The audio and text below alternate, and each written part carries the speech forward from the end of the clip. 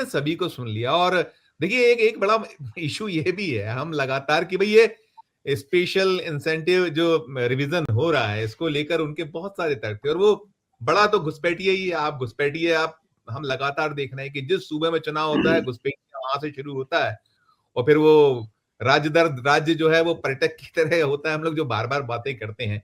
आप उत्तर प्रदेश को बहुत अच्छे से जानने वाले हैं और लंबा-लंबा आपका भी अनुभव है। तो ये सारा कुछ है, इसके साथ-साथ एक बहुत बहुत अहम है, अभी ये आ रहा है वो डिटेंशन सेंटर्स जो बनाए हैं योगी जी ने, बड़ा वो उसपे वो हो रहा था। अभी तो शुरुआती इसमें आ रहा है कि 1-2 ही निकले हैं शायद, जो बांग्लादेशी हैं इतने जो 2 करोड़ 89 लाख में और इसके पहले देखिए बिहार का तो कुछ आ ही नहीं था। उधर बंगाल में बड़ी हैरत वाली बात आ रही है, हम लोग लगातार ये बातें करा करते थे कि पहले जब इस तरह का जो अपडेशन होता था सूचियों का, अद्यतन किया जाता था, अद्यतन में हमारी ऐसी ज़िम्मेदारियाँ नहीं होती थी वोटर की। अब इधर तो वहाँ तो आपने देखा था मोहम्मद शमी उनके भाई को नोटिस अब ये भी निकल कर आ रहा है कि आज मैं देख रहा था वहाँ से जो अभिषेक बनर्जी वो कह रहे थे, अमर्त्य सेन साहब को भी नोटिस पहुँचा हुआ है। और वो उसके दलील ये दिए थे कि सबको पहुँचेगा जो नहीं मिलेगा। एसएमएस पहुँचा है, व्हाट्सएप पहुँचा है, ये निकल रहा है। यानी कि वो ये कहीं आरोप लगा रहे थे कि पहुँचा ही नहीं वहाँ जिसको पहुँचना था। सारा कुछ सब ये चल रहा है। अब अमर्त्य सेन जिनको कि नोबेल मिला, सारा वो आपने पुरस्कृत किया, माफ कीजिएगा और तमाम चीजें हैं सारा। क्या कहेंगे सब पर आप? संजीव जी, एक तो मैं अपने जो पूर्व पैनलिस्ट हैं उनकी बात से पूरी तरह से सहमत हूं कि इन्होंने अपनी अपनी बातें रखी। दरअसल अब ये जो संघ प्लस भाजपा जो रिजीम है ये पूरी नकटाई पर उतर चुकी है। इस पे बहुत कुछ अधिक सोचने की जरूरत है नहीं।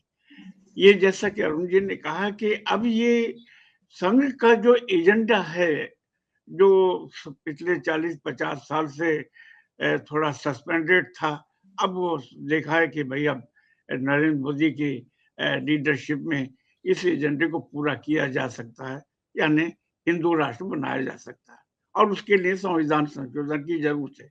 मैं कल ये परसों पढ़ रहा था और जनसंघ के बीजेपी के किसी लीडर ने एक बात कही, उससे मेरा माथा जरूर ठनका और वो ये थे कि भाई जब इमरजेंसी में संविधान में संशोधन करके ये समाजवाद और धर्मनिरपेक्षता जोड़ा जा सकता है तो हम भी इमरजेंसी लगाकर इसको हिंदू राष्ट्र घोषित कर सकते हैं, संविधान में हिंदू राष्ट्र डाल सकते हैं। अब ये एक सामान्य किसी व्यक्ति ने ये फेसबुक पर एक अच्छी खासी पोस्ट डाली, इसका मतलब ये है कि जबरदस्त ढंग से कहीं कहीं कुछ चीज पक रही है कि हम कैसे इसको हिंदू राष्ट्र बनाएं। और ये बात सही है कि ये तभी संभव है कि जब आपके हाथ में टू थर्ड मेजोरिटी हो और मैं तब 400 के आसपास मेजोरिटी हो और सभी स्टेट्स आपके साथ हों, क्योंकि इसको हिंदू राष्ट्र घोषित करने के लिए तो संविधान का पूरा ढांचा ही बदलना पड़ेगा एक तरह से।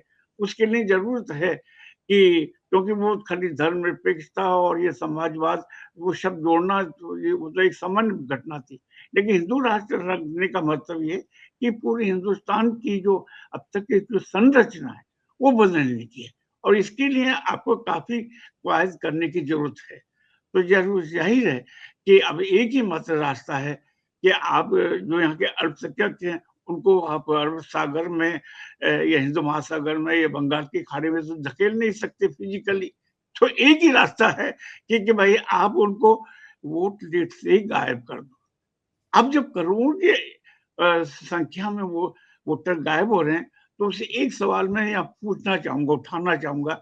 अच्छा साहब ठीक है वो सब माइग्रेट कर गए, कोई पंजाब चला गया होगा, कोई दुबई चला गया होगा, हम मान लेते हैं।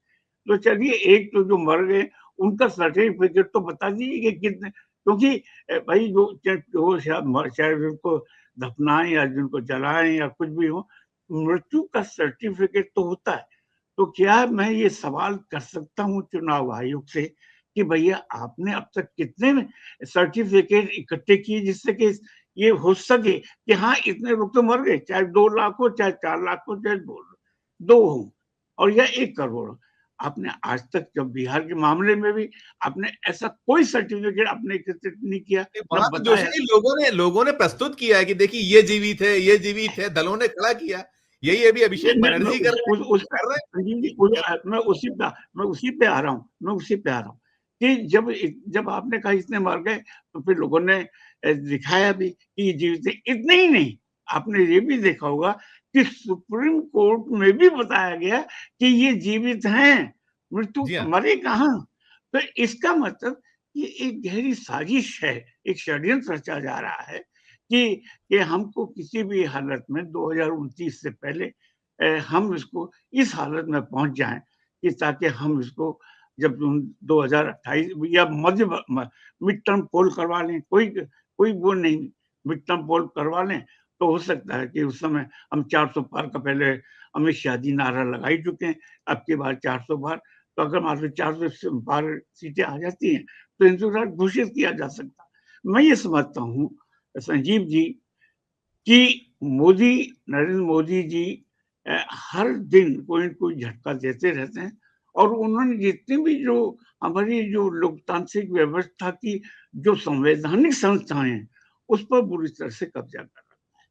और देखिए, अगर मुसलमान से और ईसाई से भी अगर आप आत्मीयता के साथ पर्सनली बात करें, तो वो उन्होंने अपने को ये मानना शुरू कर दिया कि हम सेकंड क्लास सिटीजन हैं। और ऐसी स्थिति में ये बड़ी भयानक है।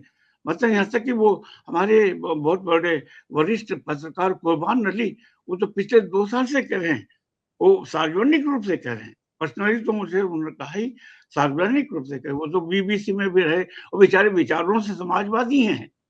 और धर्मनिरपेक्ष हैं। वो कहते हैं कि जोशी जी, हमारी समुदाय में तो अब ये बात तेजी से पहुंच रही है, फैल रही, कि हमें तो क्लास सिटीजन बनाया जा रहा है, और हम कुछ भी कहें तो डर लगता है कि हमारा क्या होगा।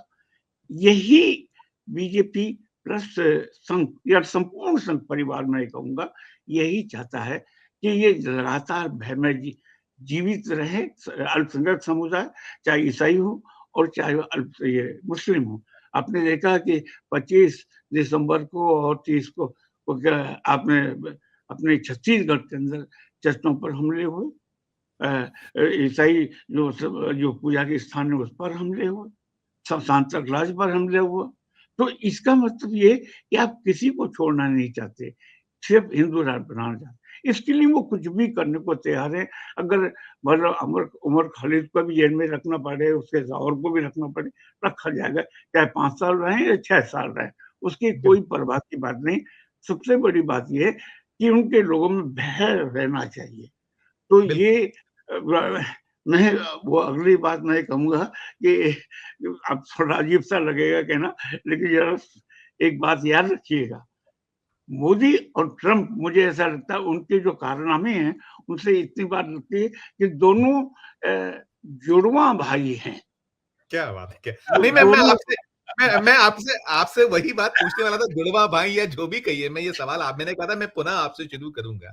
देखिए ये तो वो एक जो एक मैंने जो अपने इंट्रो में कहा कि 25 में जो हमारा हुआ था वो जो पहलगाम, और पहलगाम के बाद में जो फिर उसके बाद उन्होंने कितनी बार हमें लज्जित किया, कितनी बार बोला, हमारे से जुबान नहीं खुली। फिर अभी जो 2 दिन पहले हुआ है, जो वो सीधे-सीधे कह रहे हैं कि मुझे खुश करने के लिए, मतलब ये बड़ा अजीबो-गरीब है कि एक एक राष्ट्र अध्यक्ष दूसरे ऐसे जो विश्वगुरु वाली बात और दोस्त और तमाम बातें उनको लेकर ऐसे पेश आ रहे हैं, जैसे कोई आप खराब हो जाएगी भाषा प्रधानमंत्री, इसलिए मैं खामोश हो जाता हूँ। लेकिन मैं ये एक टिप्पणी सुनिएगा, मैं इसके बाद जो चीजें निकल कर आ रही हैं इसमें, मैं पूछता हूँ, देखिए ये मल्लिकार्जुन खड़गे भी वही पूछ रहे हैं जो देश जानना चाहता है। देखिए में एक तरह के हालात हो रहे हैं, ये दुनिया के लिए अच्छा नहीं है। और अमेरिका का प्रेसिडेंट ट्रम्प सारे दुनिया के लोगों को डराने की कोशिश कर रहा है, और खास करके मैं ये कहूंगा कि एक्सपांशनिज्म यानी अपनी एरिया को बढ़ाना और एरिया को बढ़ा के अपनी छाप रखने की कोशिश जो व्यक्ति करता है वो बहुत दिन टिकता नहीं। कि बहुत से ऐसे लोग, हिटलर जैसे लोग चले गए, मुसोलिनी जैसे लोग चले गए, बहुत से लोग जो गलत विचार रखते हैं, दुनिया में जो पीस, शांति भंग करने की कोशिश करते हैं, ये ठीक नहीं है। लगता है ये तो है ही। इसके साथ में उन्होंने जो इस पे सवाल उठाया था कि हमारे प्रधानमंत्री जी खामोश क्यों हैं, शायद वो बाइट मुझे लगता है गलत लग गई है। खैर, वो सब देखा हुआ है, सबका जाना हुआ है। उन्होंने बड़ी तलखियत भरे अंदाज, यही सारा देश जानना चाहता है कि है क्यों हम इतने हेल्पलेस क्यों नजर आते हैं, क्या वजह है, क्या हमारी नस दबी हुई है, कौन सी। एक आज जयराम रमेश ने एक एक्स किया, मैं उसको भी दिखाता हूं, फिर मैं जोशी जी आप ही से शुरुआत करता हूं, बाकी भी सभी से जानेंगे। देखिए ये एक एक्स है, वो पुरानी चीजों को उठा रहे हैं। और अच्छा, ये थोड़ा सा मुझे लगता है कट गया है, ये शो मोर नहीं हो रहा है इसका। वो अपने दर्शकों को बता दूं कि इसका अगर हिंदी तर्जुमा किया जाए तो उसका ये है कि भाई अमेरिकी लॉबी फर्म SHW LLC की फाइलिंग ने दिल्ली में कूटनीतिक हलकों में एक हैरानी पैदा की हुई है। और उसमें यह वजह यह निकलता है कि जो पिछले 1 वर्ष में भारतीय अधिकारियों, विदेश मंत्री एस जयशंकर, विदेश सचिव विक्रम मिस्त्री, उपराष्ट्रीय सुरक्षा सलाहकार पवन कपूर, ऐसा जो मैंने कहा था कि मुलाकातें कराने के लिए कुछ बिचौलियों का ये सारे कंपनी है, ये वहीं की, वो उसका सहारा लिया। और ये अकेली कंपनी नहीं है, निकला है इसमें पूरा जो है, ऐसी कई कंपनियां हैं। तो जोशी जी, आप तो बड़े लंबे वक्त से, आप 5.5 दशक के लगभग आपको हो गया कि हमें जो हमारे दूसरे देशों से बातचीत, उसमें यह भी निकला है जोशी जी कि दस्तावेजी है पूरा का पूरा, उसमें अलग अलग काफी लंबा है, वो तो कटा है, इसलिए मैंने उसको पढ़ा था कि टेलीफोन तक के लिए आपको इनका सहारा लेना पड़ा है, बिचौलियों का। आप उनको बाकायदा फीस अदा कर रहे हैं। और ये चूंकि इनकी वहां वो फर्म रजिस्टर्ड है जो फारा FARA फॉरेन एजेंट रेजिटेंशन एक्ट इसमें है, तो वो जब फाइलिंग करते हैं उस फाइलिंग में निकलकर चीजें आ रही हैं। तो आप ये करना पड़ रहा है आपको, तो ये कहीं यही कुछ मजबूरी इसकी और भी है, ये अकेला नहीं, बहुत सारी नसें होंगी, लेकिन ये दस्तावेज आना, इस तरह की बातें आना, इसमें क्या आप देखते हैं, सोचते हैं, क्या ऐसे कैसे डिकोड किया जाए? देखिए, जिसको कल मैंने जब ट्रम्प साहब को सुना कि मोदी जी मुझे खुश करना चाहते हैं लेकिन मैं तो नाराज हूं, ये मेरे ज्ञात इतिहास में पहली बार एक राष्ट्राध्यक्ष ने दूसरे देश के प्रधानमंत्री को सार्वजनिक रूप से ये कहा, इसका मतलब ये दिखाने की कोशिश की कि 140 करोड़ का नेता प्रधानमंत्री आज मेरे सामने लाचार खड़ा है, मैं तो नाराज हूं, मुझे खुश करना चाहते हैं। भाई किस ढंग से खुश, यही एक सवाल उठेगा कि खुश किस ढंग से करना चाहते हैं, किस बात पर करना चाहते हैं, क्यों करना चाहते हैं। ये अरे आपने जैसा कि पिछले साल सिंदूर ऑपरेशन के समय कहा कि मैंने शांति करवाई पाकिस्तान और हिंदुस्तान के बीच में, और 50 बार से ज्यादा बार कहा। मोदी जी ने कौन सा डर था भाई कि कैसे, इतना सा तो कह ही सकते थे कि भाई ट्रम्प साहब आपने नहीं कराया, हमने सीधे इस्लामाबाद से कहा। क्या प्रधानमंत्री नहीं कह सकते थे?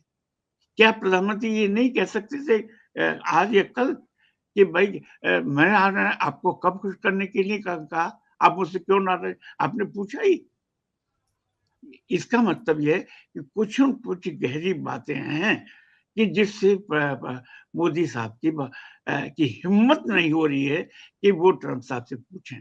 लेकिन मैं जो शुरू में मैंने कहा कि दोनों मुझे जुड़वा भाई लगते हैं। अब आप सोचेंगे भाई वो कैसे होता है, तो देखिए 2025 से हमारे ट्रम्प साहब ने अपनी दूसरी पारी की शुरुआत की और उन्होंने आते ही एक आक्रांता का चेहरा दिखाया। अब वो था कि इलीगल माइग्रेंट्स को, और आपने देखा कि भारतीय जो माइग्रेंट्स थे इलीगल, उनको घोषित किया गया, उनको सबको हथकड़ियां डाल करके आपने भारत भेजा। और उसी वहां मोदी जी रोक सकते थे। मोदी जी ने तो नारा लगाया था ना, अब की बार ट्रम्प सरकार, ये नारा आपने अमेरिकी की जमीन पर लगाया था। तो आपने ये कौन सा याराना हुआ? और वो लगातार हथकड़ियाँ बाँध के रहे, तो उन्होंने यहाँ से शुरुआत किया। ठीक, अब मोदी जी पे आइए। मोदी जी ने भी वही रास्ता अपनाया। आपने पूरे पिछला 2025 आपने एसआईआर के माध्यम से पूरे देश को हड़काए रखा। पहले बिहार को किया, फिर इसके बाद में आपने पश्चिम बंगाल को किया, फिर आपने अभी यूपी के बारे में बता ही गया। हर जगह आपने किया, इसी में तमिलनाडु में आप करने जा रहे हैं। ये इसका मतलब हर किसी मामले पर आप कोई न कोई एक आक्रामक पोस्चर लेते हैं, एक आक्रांत करना चाहते हैं पूरे समाज को।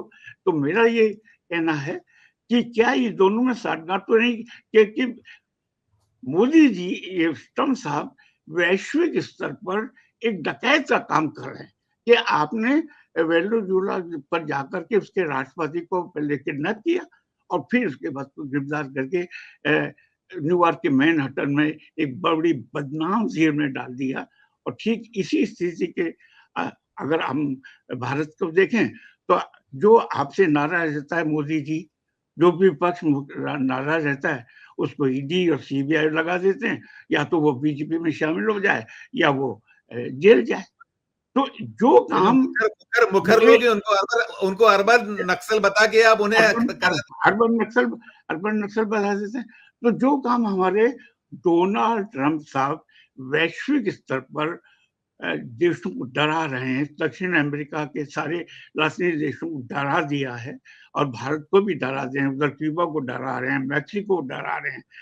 ठीक इसी तरह अब घरेलू स्तर पर हमारे मोदी साहब विपक्ष को डराने के, या तो हमारे साथ आ जाओ, हमारी वॉशिंग मशीन में शामिल हो जाओ और बिल्कुल पाक पवित्र हो जाओ, नहीं तो फिर जेल जाओ। इसलिए नाते मैंने कहा कि दोनों में कई जबरदस्त एक साम्यता है। ये दोनों से एकजुट काम कर रहे हैं क्योंकि हम नागरिक अपने नागरिकों को शांति से मत बैठने दो। मैं देख रहा हूँ कि अगर आपने देखा होगा, अखबारों में पढ़ा होगा, न्यूयॉर्क टाइम्स में पढ़ रहा था, मैंने कहा कि सभी बड़े शहरों में, चाहे वो लॉस एंजल्स हो, चाहे न्यूयॉर्क हो, वाशिंगटन पोस्ट हो, बॉस्टन हो, कहीं भी हो, जबरदस्त प्रदर्शन हो रहा है ट्रम्प साहब के खिलाफ। तो ठीक, हम लोगों ने भी यही कि यहाँ पे भी हुआ कि भाई आप पहलगाम के सवाल को लेकर के हुआ, उसे पुलवामा के जमाने में आपने क्या किया। तो इसलिए ये दोनों का जो शासन की जो शैली है वो ये है कि अपने सिटीजन्स को लगातार उसमें भय में रखो, एक तलवार उनके ऊपर लटकती रहे कि हम आपके साथ कुछ कर सकते हैं। लेकिन सबसे बड़ी अंत में सबसे बड़ी मुझे आश्चर्य आता है, मैं अभी एक नेहरू जी की चिट्ठी पढ़ रहा था, अभी जारी हुई है, मैंने देखा कि उन्होंने कश्मीर को लेकर के एक लंबी चिट्ठी हमारे देश के सभी मुख्यमंत्रियों को लिखी कि कश्मीर की समस्या को समझना है तो शुरू से लिए, और उन्होंने हिस्टोरिकली ऐतिहासिक रूप से सबको समझाया। मैं पूछना चाहता हूँ मोदी जी, आपने एक भी पत्र कभी लिखा कि समस्या को लेकर के अपने मुख्यमंत्रियों को? तो इसका मतलब ये है कि मोदी जी जानते हैं कि मेरे खिलाफ कोई अभी है नहीं, संघ मेरे साथ पूरी तरह खड़ा है, संघ को भी उन्होंने कब्जे में कर रखा है। आज तक वो संजय जोशी को वो बीजेपी का अध्यक्ष नहीं बना सके, है ना? तो इसका मतलब ये, तो ऐसी हालत में तो ये मैं ही कहूंगा कि कुछ ऐसा दस्तावेज तो या तो ट्रम्प साहब के पास होगा, और चर्चा भी हुई थी कि भाई कहाँ नाम आने वाला है, और मोदी जी उससे डर रहे हैं। तो मोदी जी लगातार उनसे घबरा रहे हैं, हर मसले पर एक क्षण भी नहीं बोल सकते। इतना तो यार और भी छोटे मोटे देश बोल देते हैं, आपका क्यूबा का बोलता है, आपका मैक्सिको प्रधानमंत्री बोलते हैं और आप खामोश हैं। आपने 140 करोड़ लोगों की इज्जत को, उसकी संप्रभुता को आपने दांव पर लगा रखा है। इतिहास में आप किस रूप में दाखिल होंगे? इतिहास कैसे दर्ज करेगा? ऐसा तो नहीं। इंदिरा गांधी ने निक्सन को सबक सिखा दिया कि आप 7 नहीं 70 बेड़े भेजिए, लेकिन हमने जो है वो पूरा करेंगे। महाराज मोदी जी, आप तो कहते हैं ना कि मेरी 56 इंच की है, अरे 56 इंच की 100 इंच की हो, कुछ तो करो यार, कुछ तो करो।